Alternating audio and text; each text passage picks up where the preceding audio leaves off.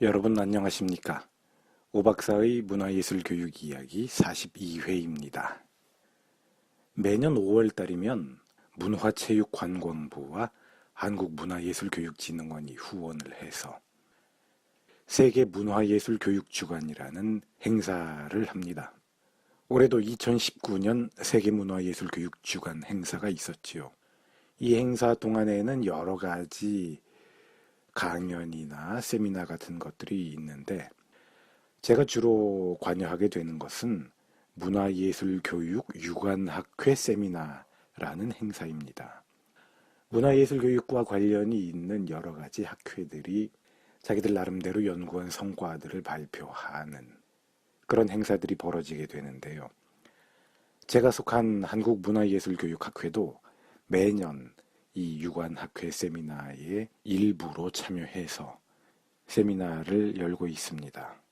올해의 한국문화예술교육학회 세미나, 한국문화예술교육학회 2019 세미나는 2019년 5월 25일 토요일 오전 10시부터 오후 2시까지 동국대학교 문화관 2층 PBL실에서 행해졌습니다. 저는 여기에 자크 랑시에르와 문화예술교육이라는 원고를 가지고 참가를 해서 그 원고를 발표했는데요. 오늘 문화예술교육 이야기 42회에서 제가 발표한 그 원고를 여러분들께 읽어드리도록 하겠습니다.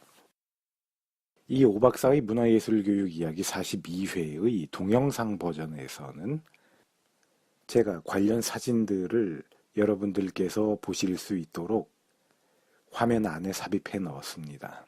그런데 그 사진들 중에는 애니메이션을 전공하고 있는 박세미 선생님이 그날 학회 세미나에 참석했던, 발표하고 토론했던 사람들의 뭐라 그럴까요? 캐리커처라고 그럴까요?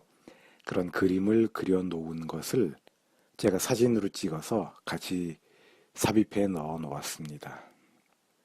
자기 특기를 발휘한 박세미 선생의 작은 친절이랄까, 작은 그 정의 나눔 같은 것이 얼마나 그날의 모임을 따뜻하고 정겨운 것으로 만들었는지 모르겠습니다.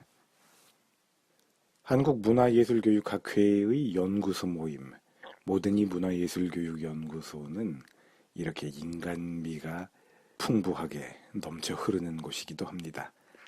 한국문화예술교육학회와 모든이 문화예술교육연구소에 대한 여러분의 관심을 부탁드립니다. 그리고 역시 동영상 화면으로 보실 수 있도록 제가 발표한 원고를 자료집에 실렸던 그대로 사진 찍어서 그 사진을 삽입해 놓았습니다. 제가 읽어드리는 글의 어느 부분이 직접 인용된 부분인가, 또 어느 부분이 어떤 자료들을 참고하였는가 하는 등의 사항을 확인하고 싶으신 분들은 이 동영상에 삽입되어 있는 사진을 참고해 주시기 바랍니다.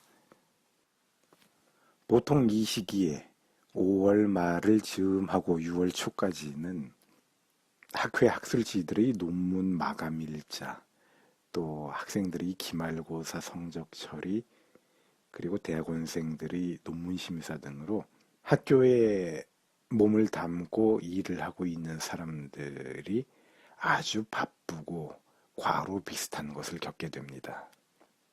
그래서 저도 바쁘고 체력적으로 힘든 요즘을 보내고 있습니다. 그래서 여름의 감기 몸살도 앓고 있고요. 또 그러한 가운데 힘을 내기 위해서 커피를 많이 마시게 되었습니다. 요즘 저는 케냐 커피와 이디오피아 커피의 향기가 어떻게 다르다는 것을 새로 배웠습니다. 그래서 또 그러한 미묘한 향을 즐기는 것이 저의 작은 즐거움이 되었습니다. 이런 말씀을 왜 드리냐고요? 제가 발표한 원고의 소재가 되었던 자크 랑시에르라는 프랑스 철학자의 사고는 결국 탈근대적인 인간의 삶과 사유 방식을 이야기하고 있습니다. 저는 언제나 제가 스스로 전형적인 근대인이라고 생각을 해왔습니다. 민족의 통일도 이루어서 민족 국가도 온전한 모습으로 수립하고 근대적 경제체제나 정치체제, 민주주의적 정부, 또 일목요연하게 우리의 역사를 설명할 수 있는 근대적 역사관의 수립과 근대적 역사관의 합당한 형태의 우리 시대의 역사 만들기, 이런 데에 관심이 있었죠.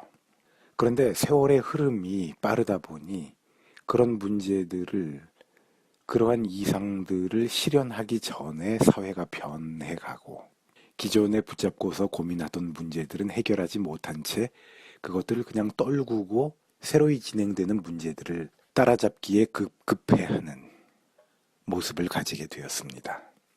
남들보다 조금씩 늦어서, 어릴 때는 자전거 타기를 남들보다 조금 늦게 배우고, 늦었지만 결국 배우게 되고, 또 운전면허를 남들보다 조금 늦었지만 또 결국 따게 되고 하는 식의 생활 모습을 저는 가져왔는데요.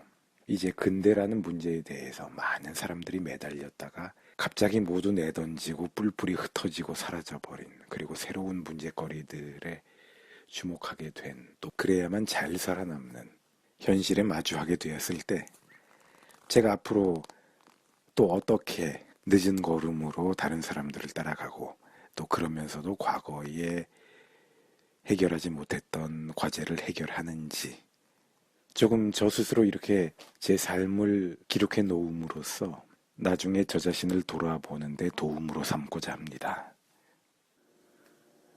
바쁜 우리 사회와 역사의 한 구석에 이렇게 교육자이자 학자이자 예술가인 오 박사의 삶의 기록을 남겨놓습니다. 네, 제 목의 상태가 좋지 않아서 제대로 시원한 목소리로 말씀드리지 못하는 점 죄송하고요. 이제 제가 한국문화예술교육학회의 2019년 세미나, 2019년 세계문화예술교육주간 문화예술교육 유관학회 세미나 중에서 제가 발표했던 원고 자크 랑시에르와 문화예술교육, 여러분들께 읽어드리도록 하겠습니다.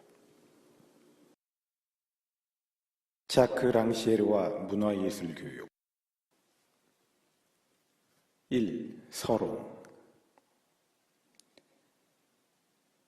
우리가 문화예술교육과 관련하여 설정하는 어떤 전제들이나 개념들을 재확인하거나 반성하거나 합리화하는 데에 있어서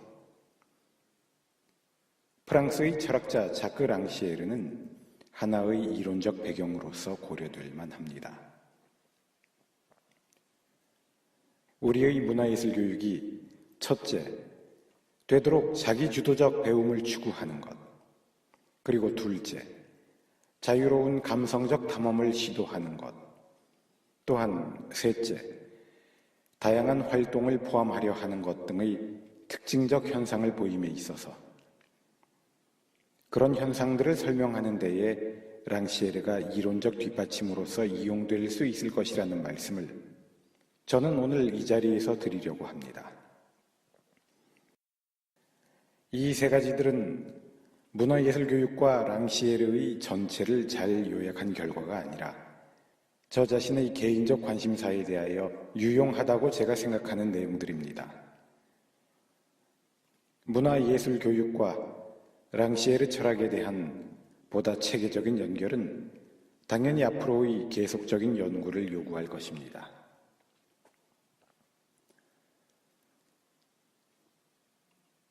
제가 한국교육학술정보원 리스에 검색을 해보니 랑시에르를 주제로 한 대부분의 국내 연구들은 2010년대에 발표되었습니다. 랑시에르가 우리 학문계에서 중요한 관심사가 된 것은 10년이 채 되지 않은 일이라고 하겠습니다. 사실 박기순에 의하면 한동안 잊혀진 이름이었던 랑시에르는 영미권 서구에도 1990년대에야 번역 소개되었고 2000년대부터 빠르게 국제적인 관심을 얻기 시작했습니다. 그리고 우리나라에서는 2008년 말에 랑시에르가 다녀간 이후에 그에 대한 관심이 폭발적이라고 할 만큼 높아졌다고 합니다. 이러한 상황에서 직접적으로 문화예술 교육과 랑시에르를 연결시켜서 생각해 보려는 시도는 제가 검색해 본 바로는 아직 없었습니다. 그래서 저는 지금의 이 발표가 우리 문화예술 교육계에 랑시에르에 대한 관심을 촉발시킬 수 있게 되기를 바라고 있습니다. 당대에 주목받는 지적 경향에 대해 관심을 가지고 그것을 어떤 식으로 활용하며 그것에 대해 어떤 식으로 보조를 맞추어 볼 수 있을까를 모색해 보는 일이 그리 무의미하지는 않을 것입니다. 동시에 아직 관련 독서가 부족한 가운데에도 무엇보다도 저는 랑시에르의 이론 체계를 통하여 문화예술 교육을 살펴보는 것이 제가 그동안 문화예술 교육과 관련하여 맞닥뜨렸던 어떤 물음들에 대하여 답하는 데에 적지 않은 도움이 됨을 발견하고 있습니다. 2장 자기주도. 자크 랑시에르의 교육론은 자발적 배움을 추구하는 우리 문화예술 교육을 이론적으로 더욱 다듬는 데에 있어서 하나의 좋은 참고거리가 될 것입니다. 랑시에르는 조제프 자코토가 개발한 보편적 가르침이라는 교육법의 추종자입니다. 19세기의 네덜란드의 학생들에게 프랑스어를 가르쳤던 자코토는 정작 네덜란드어를 모르는 사람이었습니다. 학생들이 프랑스어와 네덜란드어의 대역본을 보면서 스스로 프랑스어를 익힐 동안 자코토가 한 일이란 그들에게 매우 간단한 학습 지침만을 주고 그들을 격려하는 것뿐이었습니다. 그는 학생이 교사보다 지적으로 열등하다고 생각하지 않으면서 설명자가 아니라 학생과 함께하며 그의 지적 욕구를 자극하는 데 만족하는 동반자가 되려 했습니다. 교사가 무언가를 가르치려 하지 않았지만 학생들은 그런 방법 안에서 성공적인 학습 성과를 이루어내었습니다. 세상 사람은 누구나 스승 없이 혼자서 무엇을 배워본 경험을 가지고 있습니다. 그래서 이러한 독학의 방법을 보편적 가르침이라고 합니다. 자코토의 영향을 받아 랑시에르도 모든 사람이 동등한 지능, 지적 능력을 갖고 있다고 믿으면서 보편적 가르침을 옹호하고 있습니다. 랑시에르에게 있어서 그동안 지적 능력의 차이라고 말해져 왔던 것은 학습 의지의 차이일 뿐입니다. 즉, 학습에 있어서 랑시에르는 자발성의 차이만을 유일한 개인 차이로서 인정하고 있는 것이며 모든 인간의 능력, 가치와 잠재력을 동등하게 보고 있습니다. 이러한 교육관과 일맥상통하는 것이 바로 문화예술 교육입니다. 문화예술 교육은 어떤 정보나 기능을 일방적으로 전달하는 것이 아니라 의도된 방향 안에서 학생들 스스로 자유롭고 자발적으로 경험하고 익히기를 원한다는 점에서 랑시에르가 이상적으로 생각하는 교육의 모습을 닮아 있습니다. 문화예술 교육이 애초부터 어떤 기능을 일방적으로 전달하는 것을 경계했던 점은 랑시에르와 맥락을 같이 한다고 하겠습니다. 단순히 기능을 전수하는 것에는 자칫 랑시에르가 비판하는 무지한 자와 유식한 자의 나눔, 분할, 즉 원초적 불평등이 그리고 그것이 초래할 억압이 결부될 수 있는 위험이 있습니다. 그래서 문화예술 교육은 피교육자들이 자발적으로 무엇인가를 실험하고 성취할 수 있는 방향을 탐구하여 왔던 것입니다. 그러면서 우리의 문화예술 교육은 진부한 잣대로 인간들에게 우열의 등급을 매기는 것을 거부하여 왔습니다. 문화예술 교육은 인간에 대한 획일적 평가를 거부하고 개인마다 각기 다양하게 나타나는 재능을 발견하고 주목하려 하였으며 그것들의 개발을 격려함으로써 모든 인간에게 평등한 가치를 부여하는 철학을 수립하려 해왔습니다. 경직된 기준으로 사람을 평가하여 우열을 가리려 하지 않는 우리 문화예술 교육의 입장은 그동안 하워드 가드너가 주장한 다중지능 같은 개념에서 이론적 지지 기반을 찾아왔습니다. 다중지능을 이해하고 그것에 의해서 각각의 사람들이 모두 나름대로의 능력과 우수함을 가지고 있다고 바라보는 시각은 개개의 인간들에게 관습적인 우열의 등급을 부여하지 않습니다. 이제 가드너의 다중지능 이론 등과 함께 랑시에르가 말한 자코토의 보편적 가르침도 문화예술 교육의 이론가 및 실천가들이 참고하고 인용하는 자료가 될 수 있을 것입니다.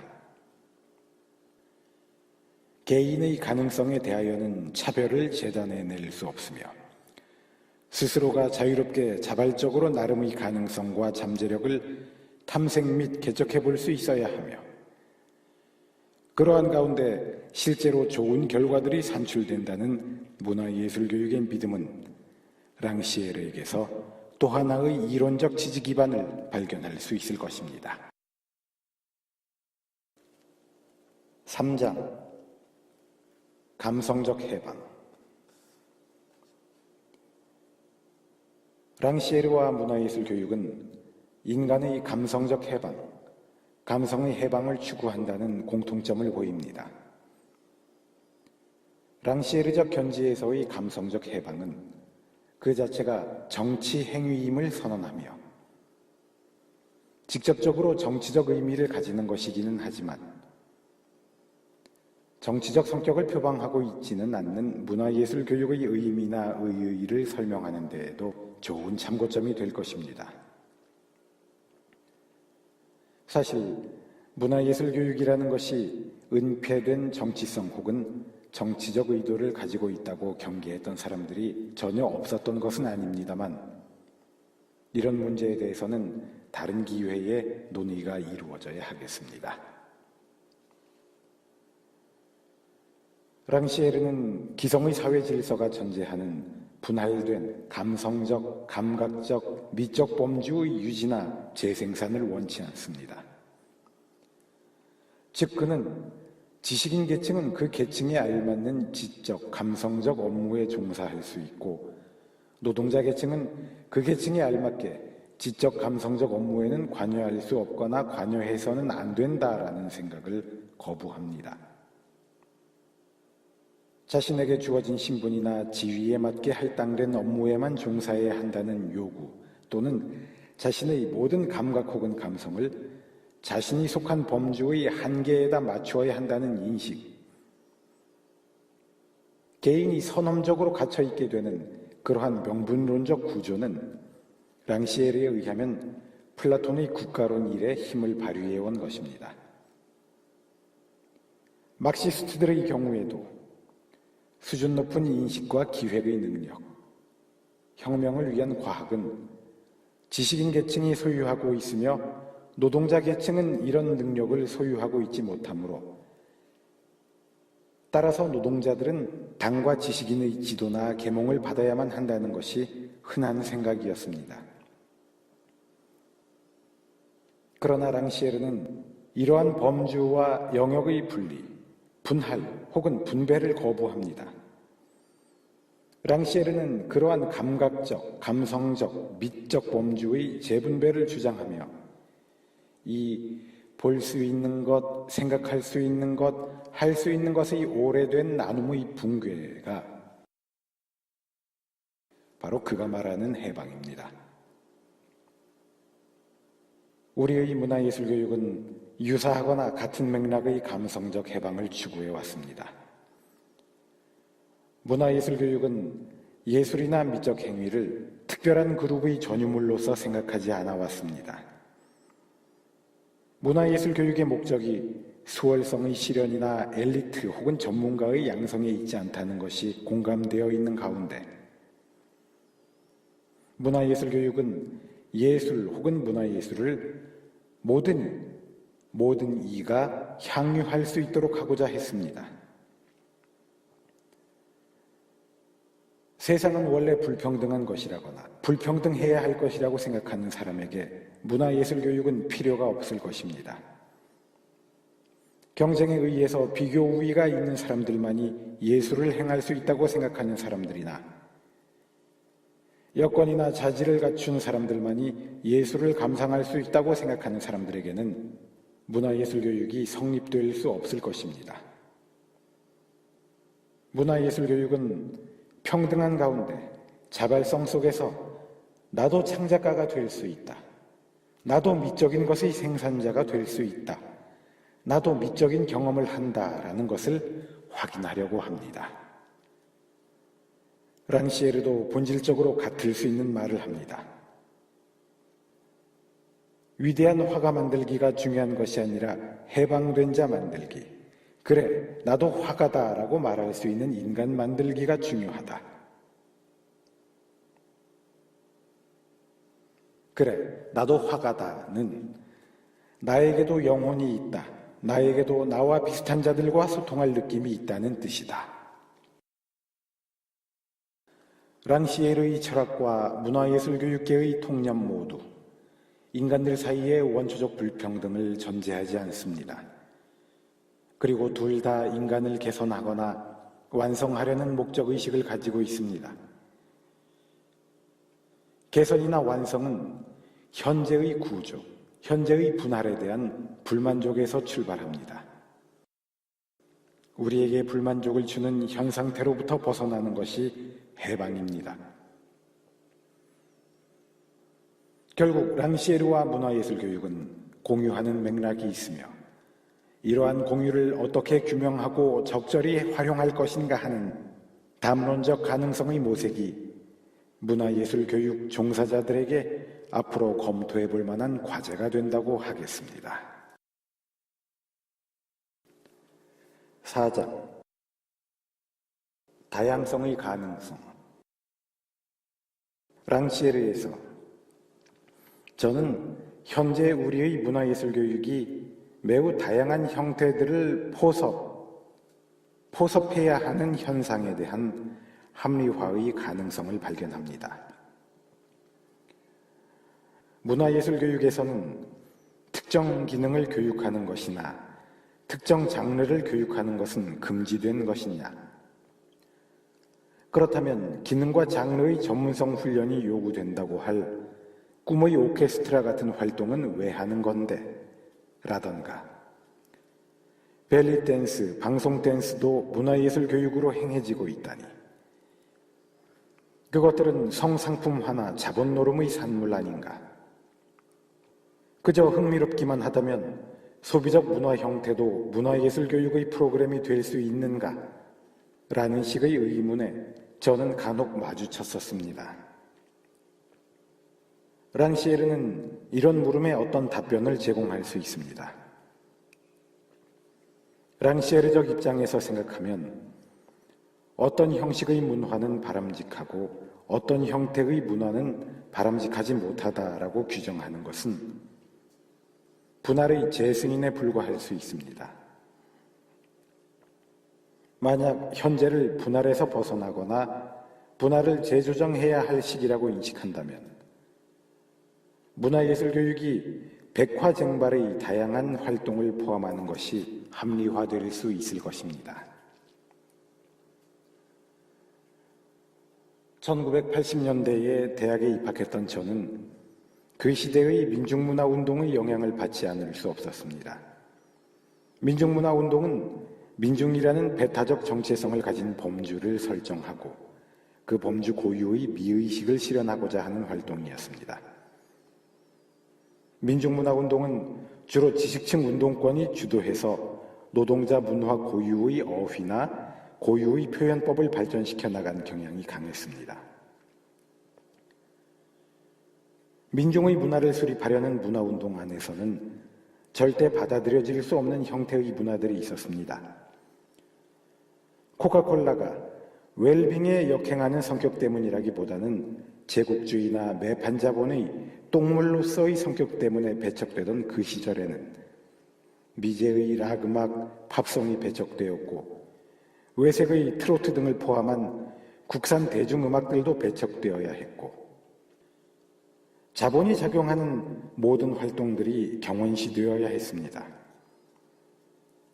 마찬가지로 노동자가 노동자만의 문화를 갖기를 원하는 입장에서는 노동자들이 이른바 지배문화, 고급 예술 등 지배문화를 동경하는 것이나 대중문화에 도취되는 것은 바람직한 일이 되지 못했습니다. 노동자들의 예술과 그들을 위한 당시의 문화예술 교육은 생활에 뿌리박은 노동의 몸짓이나 탈춤 등을 응용하는 민중적 형식을 가져야만 했습니다. 오늘의 문화예술 교육에 대한 저의 입장에는 이러한 민중문화 운동의 이미지가 그동안 적지 않게 작용하고 있었습니다. 민중문화 운동은 특정의 경향만을 지지하고 그 외의 것에 대해서는 배타적인 주체성만을 긍정하는 모습을 보였습니다. 제가 대학에 입학하던 때에 나온 어느 책에 실려있는 다음과 같은 글은 민중문화의 입장을 단적으로 보여주고 있습니다.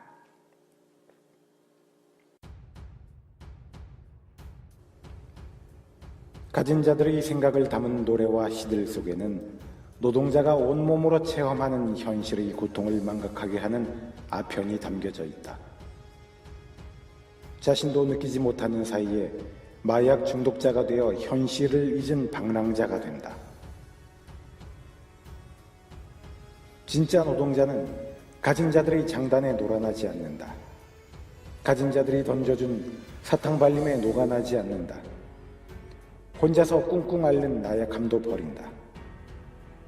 남들이 해주기를 가만히 앉아서 기다리지 않는다. 유혹이나 함정에 빠지지 않는다. 슬퍼하거나 울분을 토해내는 데 머무르지 않는다. 우리 것을 찾아 나선다. 모든 문화는 삶을 반영한다. 진짜 노동자들의 손으로 만들어지는 진짜 노동자들의 문화는 오직 실천과 싸움 속에서만 이루어진다. 진정한 우리의 시와 노래는 건강한 우리의 삶이며 가진 자들에 대한 싸움의 기록이다. 우리 노동자들이 주인 되는 새로운 사회를 건설하기 위해 끊임없는 실천 속에서 오늘의 작은 고통을 이겨내는 용기 있는 자만이 진정한 노동자 문화, 우리의 문화를 창조할 수 있을 것이다. 이러한 문화예술관이 구체적이고 모범적으로 실천되는 예로 다음과 같은 시들을 들어볼 수 있겠습니다. 다음에 인용하는 시들은 지은이의 일상적 삶의 현실과 감정을 매우 직설적으로 진실되이 나타내고 있습니다. 형식적 테크닉 혹은 장르에 의해서 관행적으로 구사되는 기교에 구애받지 않는 표현 방식은 독특한 매력이 되면서 이 작품들의 가치를 부여하고 있습니다. 그러나 다른 한편으로 이 작품들은 특정한 종류의 미와 진실만을 인정하며 다른 종류의 미와 진실에 대해서는 배타적이 됩니다. 내가 당신을 사랑하는 것은 당신이 이뻐서가 아니다. 젖은 손이 애처로워서가 아니다. 이쁜 걸로야 TV 탤런트를 따를 수 없고 세련미로야 종로거리 여자들 견줄 수 없고 고상하고 귀티나는 지성미로야 여대생년들 쳐다볼 수도 없겠지. 잠자리에서 끝내주는 것은 588 여성동지 발 뒤꿈치도 안 차고 서비스로야 식모보단 못하지. 음식 솜씨 꽃꽂이야 학원 강사 따르건다. 그래도 나는 당신이 오지게 좋다. 살아볼수록 이 세상에서 당신이 최고이고 겁나게 좋더라. 못 배우고 멍든 공순이와 공돌이로 슬픔과 절망의 밑바닥을 잃어서 만난 당신과 나는 천생연분. 저임금과 장시간 노동과 억압 속의 시들은 빛나는 대한민국 노동자의 숙명을 당신과 나는 사랑으로 까부수고 밤하늘 별처럼 흐르는 시내처럼 들의 꽃처럼 소곤소곤 평화롭게 살아갈 나를 위하여 우린 결말도 못 보고 눈 감을지 몰라. 저 거친 발굽 아래 무섭게 소용돌이 쳐오는 당류 속에 비명조차 못 지르고 휩쓸려 갈지도 몰라. 그래도 우린 기쁨으로 산다 이 길을. 박노해 천생연분. 난 어차피 쌍년이고 개같은 년이며 못 배운 차장년이다. 이왕 씹어먹는 김에 나도 할 말 좀 하여야겠으니 새겨서 듣고 먹어봐라 인간들아. 대학 나와 펜대 잡고 뭐 좀 안다 떠드는 놈들. 그래 뭘 그리 많이 알아 이루었고 어떻게 배워 행동하였기에 나라 꼴은 요 모양이고 민중은 일의 허기에 시달리느냐. 최명자, 내친 김에 쏟아놓으리라. 노동자들의 문화를 이렇게 배타적으로 규정하며 수립하려고 할 때 세계적인 명성을 날린다는 영국의 로얄 발레단과 미국의 뉴욕 필하모니 오케스트라가 내한 공연을 갖는다는 사실은 노랑머리들이 추는 발레를 보며 이름도 잘 알지 못하는 작곡가들의 교향곡 연주를 듣는 허위적 행위가 됩니다. 그리고 TV 화면에 비친 조용필, 이선희 등등의 가수들, 스키장 문화, 세종문화회관 대강당의 문화, 고고장의 문화, TV 문화 같은 것들도 배척되지 않을 수 없습니다. 그런데 이제 랑시에르를 통해서 생각해 본다면 민중문화운동의 이뤄했던 모습은 주형일이 지적하듯 노동자를 노동자의 자리에만 있도록 만드는 하나의 분할이었다고 하겠습니다. 그리고 박기순이 지적하듯 과학적이라기보다는 차라리 낭만주의적이었던 이러한 분할은 오래도록 유효하지 못했습니다. 민중문화운동은 90년대에 들어서부터는 쇠퇴하였던 것입니다.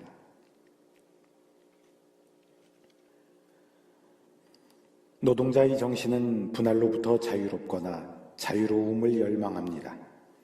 노동자는 자신에게 주어진 시공간이 아닌 다른 시공간을 동경할 수 있습니다.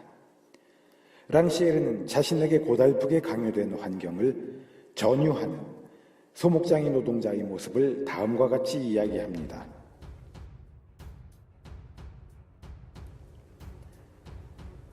자신이 마루판을 깔고 있는 방의 작업을 끝마치기 전까지 그는 자기 집에 있다고 생각하면서 그 방의 배치를 마음에 들어한다.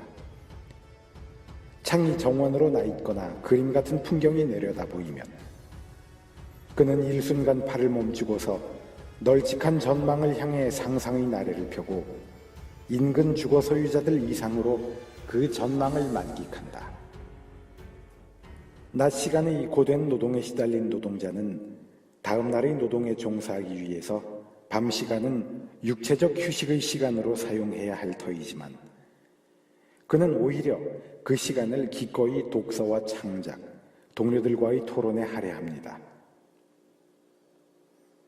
심지어 그는 친구들에게 젊은 베르테르의 슬픔 같은 작품을 읽어보라고 권유할 정도로 감상적인 취향을 드러내기도 합니다. 랑시에르에게 있어서 이런 모습은 자기 기만이나 허위의식이 아니라 오히려 분할을 거부하는 감성적 해방입니다. 이러한 랑시에르의 시각을 채택한다면 그동안 저희 눈에는 무원칙적 혼란에 불과하게 보였던 문화예술교육에서 현재 나타나고 있는 매우 다양한 활동들의 수용을 재분할로서 긍정적으로 보아주고 합리화할 수 있는 가능성이 열리게 됩니다. 노동자들도 다른 형태의 문화를 꿈꿀 수 있는 것입니다.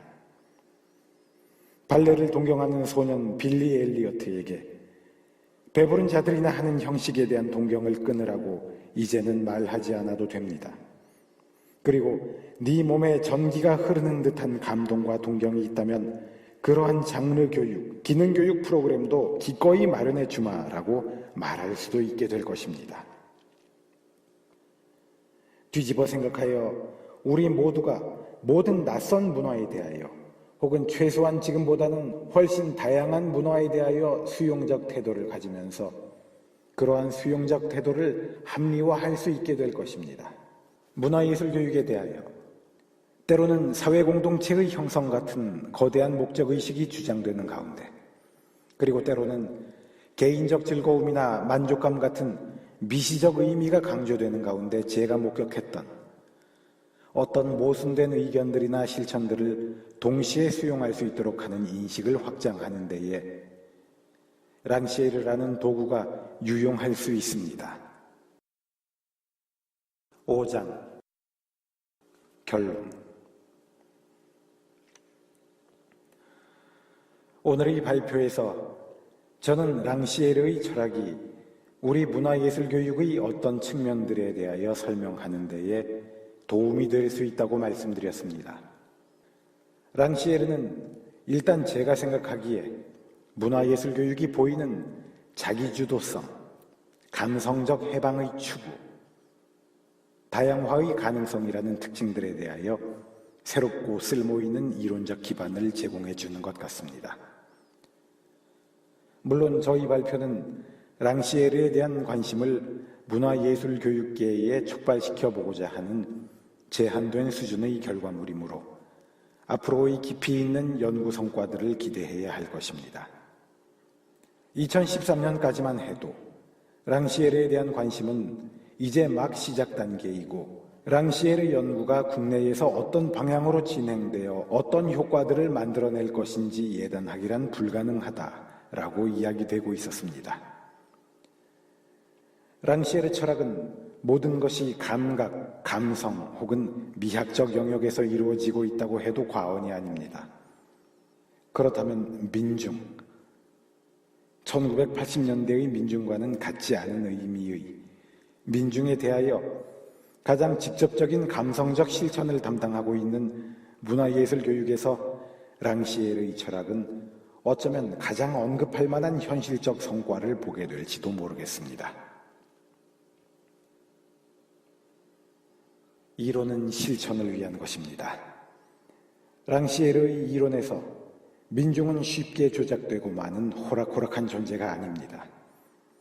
그렇다면 문화예술교육은 그저 생색을 내기 위한 기초적 프로그램을 제공하는 식의 실천에 머무르지 않아야 하며 민중의 의지에 부합하는 보다 정교하고 수준 높은 프로그램을 수립하는 실천을 위해 계속 매진해야 할 것이라고 랑시에르의 철학은 당부하는 듯합니다.